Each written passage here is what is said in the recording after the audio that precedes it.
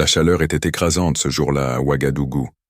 Le soleil impitoyable du Sahel baignait les rues poussiéreuses de la capitale burkinabé d'une lumière aveuglante.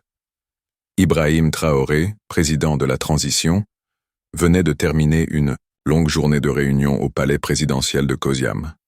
Épuisé mais déterminé, il décida de se rendre dans un restaurant local pour un repas simple, loin du protocole habituel. Ses gardes du corps, bien que réticents, acceptèrent de rester discrets, lui offrant un rare moment de normalité. Le restaurant Aquaba, une institution dans le quartier de Dapoya, était réputé pour ses plats traditionnels. Il attirait une clientèle variée, des fonctionnaires aux commerçants du grand marché.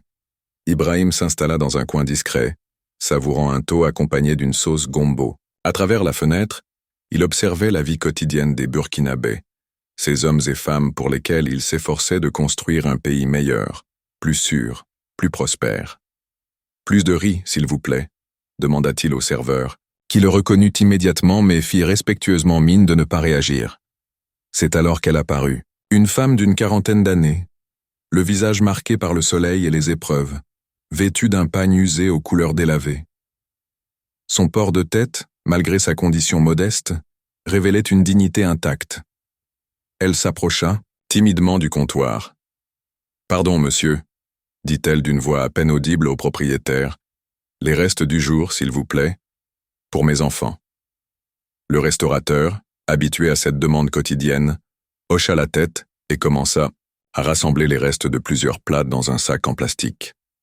Ibrahim observait la scène, le cœur serré. La femme patientait, les yeux baissés, consciente des regards posés sur elle. « Comment vous appelez-vous » demanda-t-il soudain, surprenant tous les clients présents. La femme leva les yeux, stupéfaite de voir le président s'adresser directement à elle. « Adjara Konaté, Excellence », répondit-elle, la voix tremblante. « Asseyez-vous avec moi, Madame Konaté », proposa Ibrahim en désignant la chaise en face de lui. « Partagez mon repas, il y en a bien trop pour moi seul. » Un silence absolu s'abattit sur le restaurant. Les gardes du corps se raidirent, mais Ibrahim les apaisa d'un geste discret.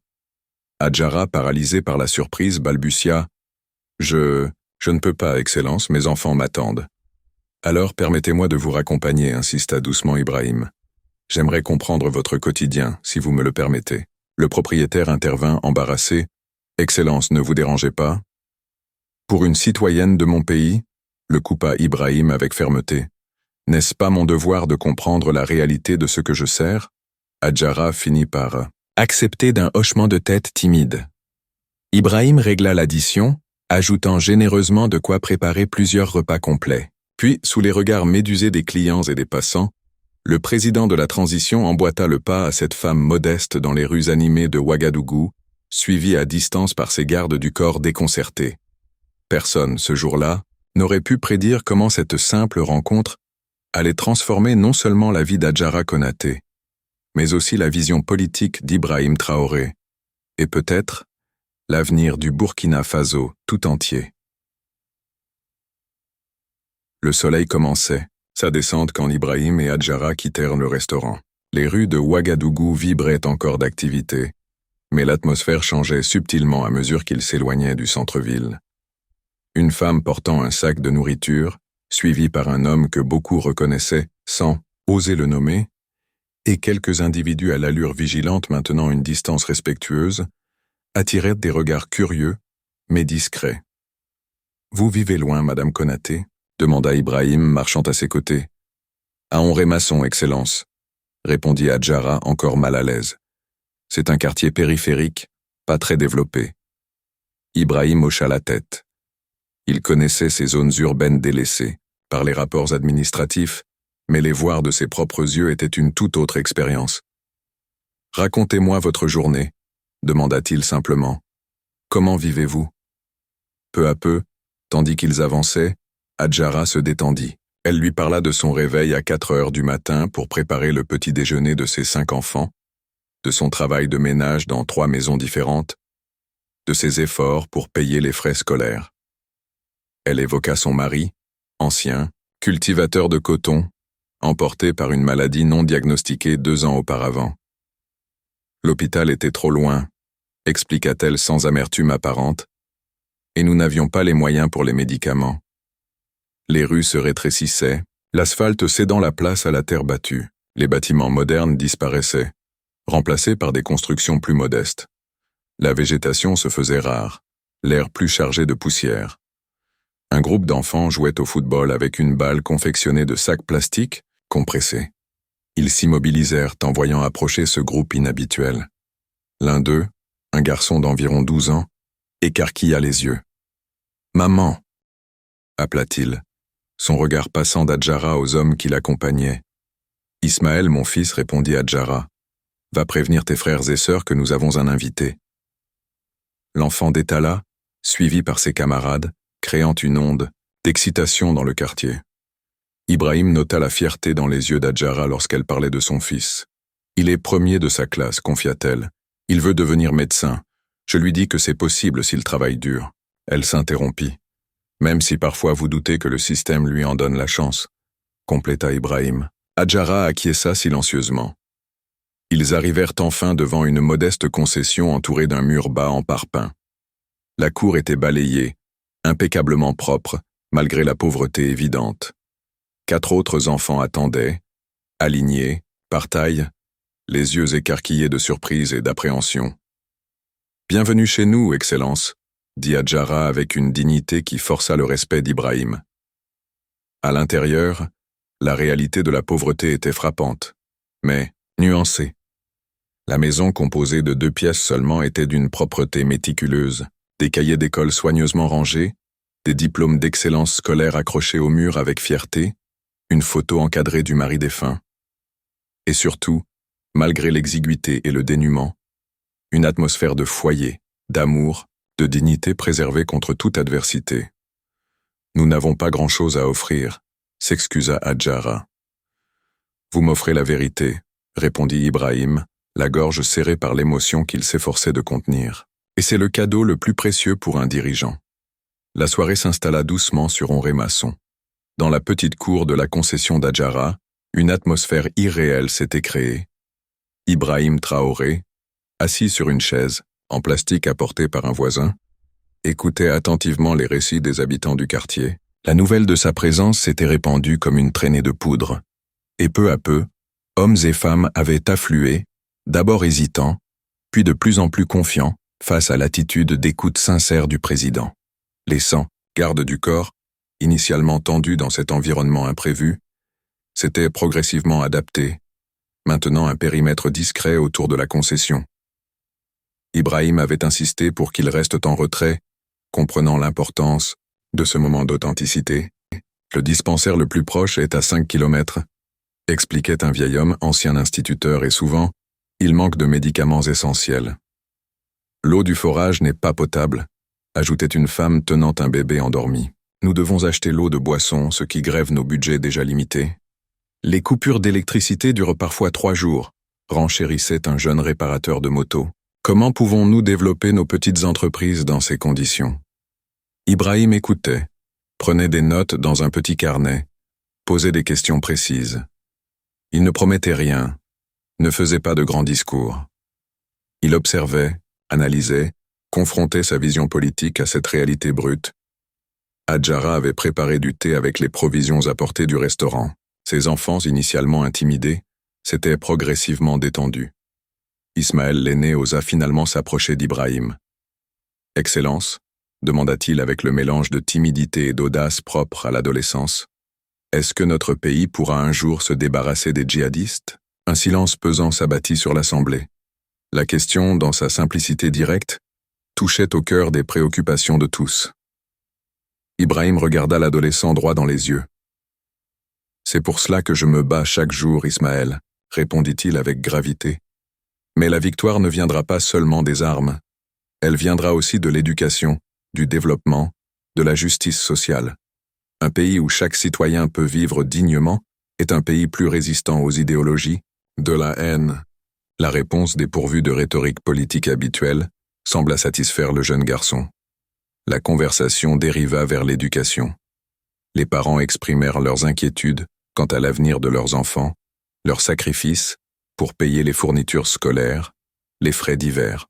Ma fille a abandonné le lycée, confia une voisine d'Adjara, non par manque de capacité, mais parce que nous ne pouvions plus payer. Maintenant, elle vend des arachides au marché. Ibrahim apprit que plusieurs jeunes talentueux du quartier avaient vu leurs ambitions brisées par la pauvreté.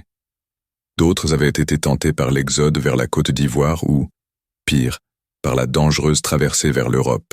Nous perdons notre richesse la plus précieuse, notre jeunesse, conclut l'ancien instituteur avec amertume. La nuit était tombée complètement. Quelqu'un avait apporté une lampe à pétrole qui projetait des ombres dansantes sur les visages. Dans cette lumière tamisée, Ibrahim voyait défiler toute la complexité du Burkina Faso. La pauvreté, certes, mais aussi la dignité, la résilience, l'intelligence et l'espoir tenace d'un peuple qui refusait de se résigner. Nous ne demandons pas la charité, déclara fermement Adjara, comme si elle lisait dans ses pensées. Nous demandons l'opportunité de construire nos vies, d'éduquer nos enfants, de vivre en sécurité. Nous demandons ce que tout citoyen devrait pouvoir espérer de son pays. Ibrahim acquiesça lentement. Dans sa tête, les discours politiques, les statistiques économiques, les rapports sécuritaires qu'il consultait quotidiennement prenaient, soudain, une dimension humaine, concrète, incarnée par ces visages qui le regardaient avec un mélange d'espoir et de scepticisme. « Vos voix ont été trop longtemps silencieuses, dit-il finalement. Mais je vous entends maintenant et je vous promets ceci. Ce que j'ai vu et entendu aujourd'hui ne restera pas sans suite. » Le retour au palais présidentiel tard dans la nuit se fit dans un silence pesant. Ibrahim, plongé dans ses pensées, revivait les images, les témoignages, les visages rencontrés à Henri-Masson. Ses collaborateurs, alertés de cette sortie impromptue, l'attendaient avec un mélange d'inquiétude et de curiosité. « Excellence, nous étions préoccupés », l'accueillit son directeur de cabinet, Moussa Diallo. « Une telle sortie non planifiée comporte des risques considérables pour votre sécurité. » Ibrahim se contenta d'un geste vague de la main. La distance entre un dirigeant et la réalité de son peuple est un risque bien plus grand pour la nation, Moussa. Il convoqua immédiatement une réunion restreinte malgré l'heure tardive. Autour de la table, ses conseillers les plus proches l'observaient avec perplexité, tandis qu'il relatait sa soirée à Henri-Masson. « Je veux un audit complet des programmes sociaux dans les quartiers périphériques de Ouagadougou, ordonna-t-il. Je veux savoir pourquoi l'eau potable n'atteint pas ces zones. Pourquoi les dispensaires manquent de médicaments essentiels. Pourquoi nos jeunes les plus brillants abandonnent leurs études faute de moyens. » La ministre de l'Action sociale, une femme d'une 50aine d'années connue pour son efficacité, prit des notes frénétiquement. « Excellence, les contraintes budgétaires actuelles, avec l'effort de guerre contre le terrorisme, » commença le ministre des Finances. « Je connais les chiffres, » le coupa Ibrahim. « Mais j'ai vu ce soir le coût humain de nos arbitrages budgétaires. La lutte contre le terrorisme ne peut réussir si nous laissons le désespoir s'installer. Dans nos quartiers, dans nos villages. » La discussion se prolongea jusqu'aux premières lueurs de l'aube. Des arguments techniques, financiers, logistiques s'échangeaient, mais Ibrahim revenait constamment à l'essentiel. Les visages, les histoires, les aspirations brisées qu'il avait découvertes chez Adjara. Nous parlons souvent de souveraineté nationale face aux puissances étrangères, déclara-t-il finalement. Mais quelle souveraineté avons-nous réellement si nos citoyens vivent dans des conditions indignes, si nos enfants ne peuvent pas étudier, si nos malades ne peuvent pas se soigner? Au petit matin, des décisions concrètes avaient émergé. Une task force interministérielle serait créée pour auditer et réformer les programmes sociaux. Une partie du budget présidentiel serait réallouée à un fonds d'urgence pour l'éducation. Une initiative de développement local, permettant aux quartiers défavorisés de définir eux-mêmes leurs priorités, serait expérimentée à Henri-Masson avant d'être éventuellement étendue. Ce ne sont que des premiers pas, conclut Ibrahim. Mais ils doivent être faits immédiatement et visiblement. Notre peuple a trop attendu. Épuisé mais déterminé, Ibrahim s'accorda quelques heures de repos avant les engagements officiels de la journée. Dans ses rêves agités se mêlaient les visages souriants des enfants d'Adjara et les chiffres implacables des rapports économiques. À son réveil, une surprise l'attendait. La presse locale et les réseaux sociaux bruissaient déjà de récits sur sa visite impromptue à Henri-Masson. Certains saluaient ce geste d'empathie, d'autres y voyaient une simple opération de communication. Quelques commentateurs, plus cyniques, prédisaient que rien ne changerait concrètement. « Laissons-les parler », dit Ibrahim à son attaché de communication, qui lui présentait une revue de presse. Ce qui compte, ce sont les actes qui suivront. Sa première décision de la journée fut personnelle. Il demanda à ce qu'Adjara Konaté soit reçu au palais présidentiel l'après-midi même.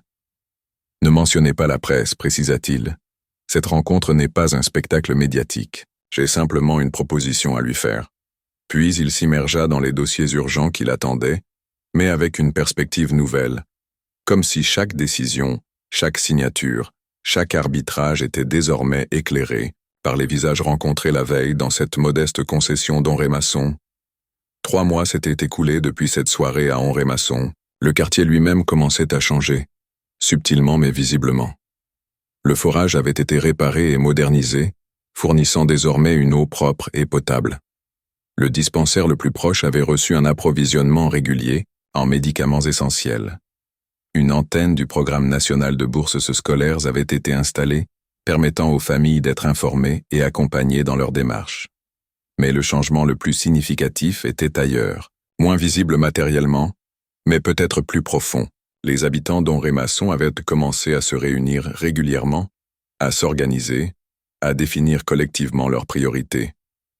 L'initiative de développement local lancée par Ibrahim avait donné une voix et des moyens à cette communauté longtemps marginalisée.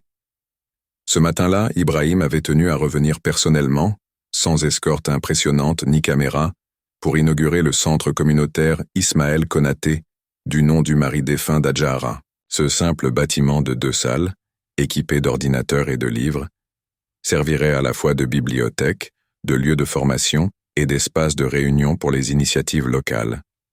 Adjara, debout à ses côtés pour couper le ruban symbolique, n'était plus tout à fait la même femme qu'il avait rencontrée au restaurant Aquaba. Toujours modeste et digne, elle portait désormais la confiance de quelqu'un qui a trouvé sa place et sa mission. Nommée coordinatrice du programme alimentaire scolaire pour le district, elle veillait à ce que les enfants des écoles environnantes reçoivent au moins un repas nutritif par jour. « Vous avez changé ma vie, Excellence », lui avait-elle dit en privé avant la cérémonie. « Non, Madame Konaté », avait répondu Ibrahim avec un sourire. « Vous avez changé la mienne. Vous m'avez rappelé pourquoi je me suis engagé en politique. » La cérémonie fut simple mais émouvante. Les enfants du quartier avaient préparé des chants, les anciens avaient prononcé des bénédictions traditionnelles. Ismaël, le fils aîné d'Adjara, avait lu un poème de sa composition sur l'éducation comme arme de libération. Puis vint le moment du discours d'Ibrahim. Sans notes, sans formule toute faite, il parla avec le cœur. « Ce que nous inaugurons aujourd'hui n'est pas seulement un bâtiment, » déclara-t-il. C'est un symbole de ce que nous pouvons accomplir ensemble quand nous refusons la fatalité, quand nous unissons nos forces, quand nous croyons en notre capacité à façonner notre propre destin. Il évoqua les défis immenses qui attendaient encore le Burkina Faso, la menace terroriste persistante, les difficultés économiques, les injustices sociales héritées de décennies de mauvaise gouvernance et d'ingérence étrangère. Mais face à ces défis, nous avons notre plus grande force, la dignité et la résilience du peuple burkinabé, poursuivit-il. J'ai vu cette force ici même à Henri-Masson. J'ai vu des parents sacrifier tout pour l'éducation de leurs enfants. J'ai vu des jeunes refuser de céder au désespoir malgré les obstacles. J'ai vu une communauté s'unir pour imaginer son propre avenir. Ibrahim conclut son discours en annonçant que l'expérience d'Henri-Masson serait étendue à 10 autres quartiers de Ouagadougou, puis progressivement à l'ensemble du pays. Notre révolution ne sera pas seulement politique ou économique, affirma-t-il. Elle sera avant tout humaine. Elle se construira pas à pas, communauté par communauté, en rendant à chaque citoyen sa dignité et sa capacité d'agir. Après la cérémonie, Ibrahim prit le temps de s'asseoir avec les habitants, comme ce soir de leur première rencontre. Il écouta les progrès réalisés, les difficultés persistantes, les espoirs nouveaux. Il nota mentalement ce qui fonctionnait et ce qui devait être ajusté dans le programme. Au moment de partir, il prit Adjara à part. « Votre fils, Ismaël, il veut toujours devenir médecin ?»« Plus que jamais, Excellence, » répondit fièrement Adjara. Avec la bourse qu'il a obtenue, Il pourra poursuivre ses études secondaires, sans interruption. Dites-lui que le pays aura besoin de médecins dévoués comme lui, dit Ibrahim, et que son président compte sur lui. Sur le chemin du retour vers le centre-ville, Ibrahim observait les rues de Ouagadougou avec un regard différent. Les défis restaient immenses, les obstacles nombreux, les ressources limitées. La route vers un Burkina Faso plus juste et prospère serait longue et semée d'embûches. Mais quelque chose avait changé en lui depuis cette soirée où il avait suivi Adjara jusque chez elle. Une conviction profonde que chaque geste comptait, que chaque vie transformée était une victoire, que l'espoir pouvait naître des situations les plus improbables. Un pays se construit une famille à la fois, murmura-t-il pour lui-même, tandis que la voiture s'éloignait d'Onré-Masson, laissant derrière elle un quartier où peut-être l'avenir du Burkina Faso commençait déjà à s'écrire différemment.